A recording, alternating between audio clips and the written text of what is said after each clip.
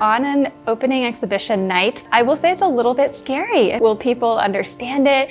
But because I work with this fabulous team, you've got it to a point where it makes sense and people are going to read it. That's what's really, really amazing for me, is to see people connect with the material that I've been thinking so deeply about for the last 7 months.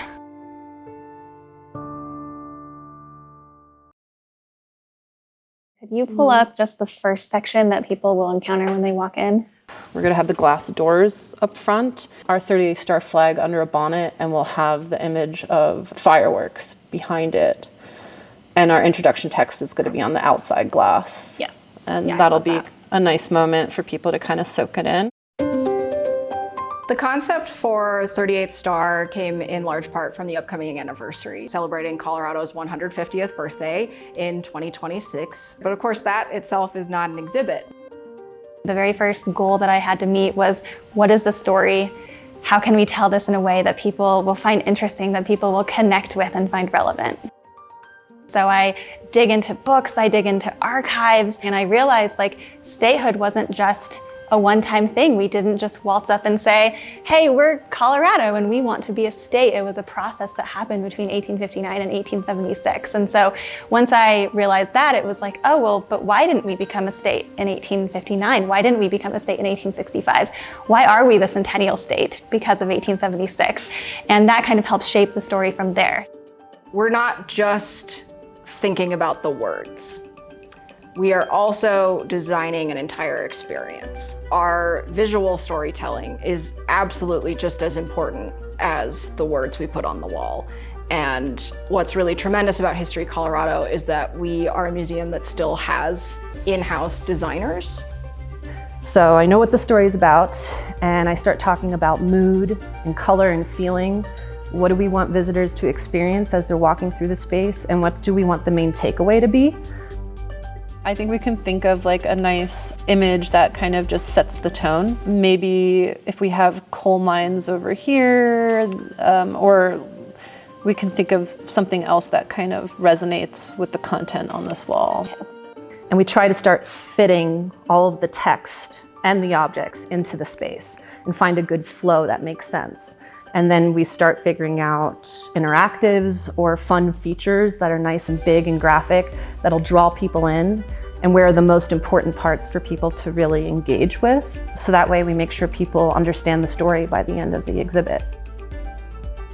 I am in constant awe of the magic that our design team produces. For me, I'm so, deep in the weeds with thinking about words and storylines and, how to put this 10 years of history in a 50-word panel, that to see the design team take that and be able to conceptualize it and visualize it and put it in a 3D space is incredible. And I am blown away with kind of how this is shaping up. Over here, we want to have the Southern Colorado story, right? And you were talking about getting a tapestry back here? Yes, yeah, some kind of textile piece. This is where we store all of our textiles. Picking flags was really difficult because we have a lot of 38 star flags, so many. The idea starts to develop. I start thinking about what physical objects could tell that story. We work really closely with our curatorial staff, and they have the institutional knowledge of what we actually have. And so even just from there, I might be able to say from a development perspective, we need to talk about the railroad, but I don't know what we have in the collection for the railroad. They know, and so then they go and find all these fabulous ideas of what to put in. We're looking for a story. Our job is to tell the stories of all Coloradans. And then they would pull it out to the length that they needed.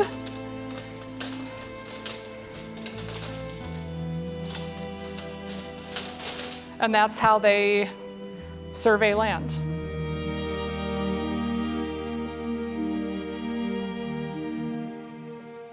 For me as a developer, it was really important for me to research all sides of this story, historical sources, more recent sources, and pull everything together to tell a complete and full story. So I would say one of the reasons that people could trust what they're seeing here at History Colorado is just because this whole team has been working on uncovering these sources, uncovering these stories that are established in the research that we're presenting. We have our exhibition developers working alongside our mount maker and our fabricators to get everything in place. And it really, I think, brings us together. We inspire each other. It makes that opening night really special because we've been working on something for months and months and we finally get to share it. There's so much when you work on something creative that all the energy and frustration and excitement that goes in finally feels worth it once you get to see other people interact with it.